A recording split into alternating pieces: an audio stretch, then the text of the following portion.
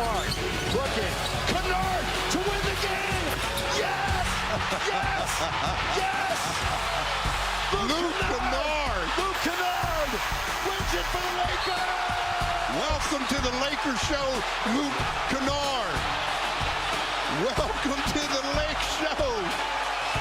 Do you believe in magic? Luke Kennard sure does. As we say hello and welcome to Access Sportsnet Lakers, brought to you by your Toyota dealers. We make it easy. Allie Clifton alongside Derek Fisher, Robert Ory, Mike Trudell, handling the fun happening in Orlando right now.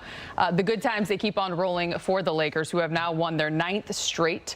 They are 22-6 now in the clutch, guys. They've won 12 of their last 13, not to mention are 4-0 on this current 6-game road trip. Derek, I'll start with you.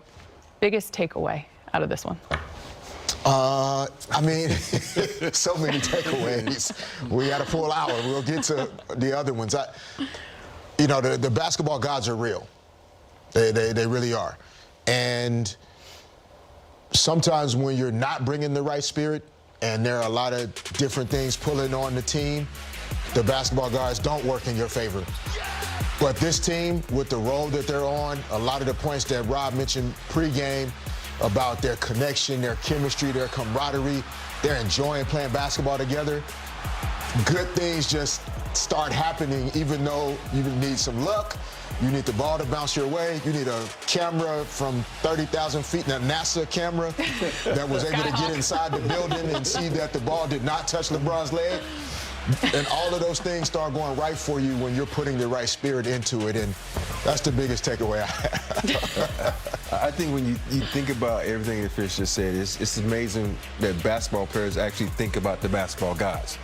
And you think sometimes certain things are just meant to be. And you think about how this team started this game out rolling, and then Orlando's bitch came in and put them up, and then all these other things happened, and then you look at the plus minuses, and you say, okay, all the starters for the Lakers were positive. All the starters for the Orlando Magic were negative. And why was this game so close? It's because of the bench. And I think because they had, I think they had 9 3-pointers in the first half. They only allowed Orlando 2. So it's the little things that allowed them to climb back in this game, but more importantly, believe in themselves, and that's what happened down the stretch. We obviously have to go to that final possession there for Luke Kennard, and I think, too, back-to-back incredible ATO possessions, which makes a head coach very happy, I'm sure, if you're J.J. Redick in this moment. But as two clutch shooters yourselves, I mean, heck, that is your nickname, right? What does that take? What's that moment like for Luke, especially the newest Laker? Hasn't been here long. You know, when you're a shoot, and you think about Luke Kennard, he's one of the best shooters in the NBA, and you stand out there wide open, and there's no other choice but to knock that down. I think for him, that's probably the best shot and the cleanest shot he's had in a long time. Look at it. Look how wide open he is. He could have ate a sandwich before they got out there. And I think for him, being that is a vote of confidence, because you think about, he just said in this interview, he hadn't been shooting it all that well. But when you're able to knock down a shot like this in a big moment to keep your streak alive, the biggest thing out of this, not the dub, is the confidence that he just built. Even though he's a confident shooter, but just sometimes when you make shots like this in this moment, you think there's nothing you can't do. I'd also add, like Luka scored 12 million points in the last 48 hours. Literally. And the intelligence of including LeBron in both of the offensive actions to end the game. One from the sideline out of bounds, one from the baseline out of bounds. Get the win, and again, great execution and confidence by the guys down the stretch. You know what I like best out of the happiest guy is the oldest guy. You see it in those videos right there.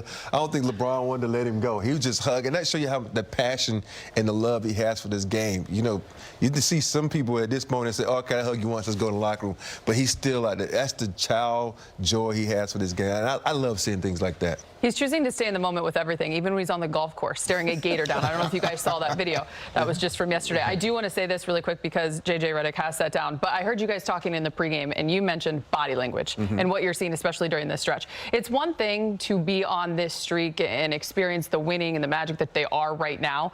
But for a player like Luke Kennard, who you know you're going to need if you want to go places when it matters most in the postseason, for this team to see that kind of celebration and reaction, what does it tell you moving forward about the position that they're in right now?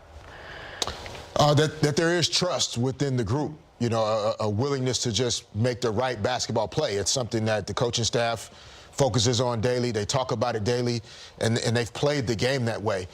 Yeah, Luke Kennard in that situation is wide open. Marcus does have to throw it to him, but if LeBron had been driving the basketball and two guys were on him, he would have thrown a hook pass back to Luke Kennard for that shot as well. It's very similar to the pass LeBron made to Rui in the corner in Toronto when he could have gone for the double-digit streak. And so all season long, in these moments, they've just tried to make the right basketball play that's needed for the team. And that trust, even sometimes when things don't work out or the ball doesn't go in, the trust is what will take them into April, May, and June, because they've been building on that all season.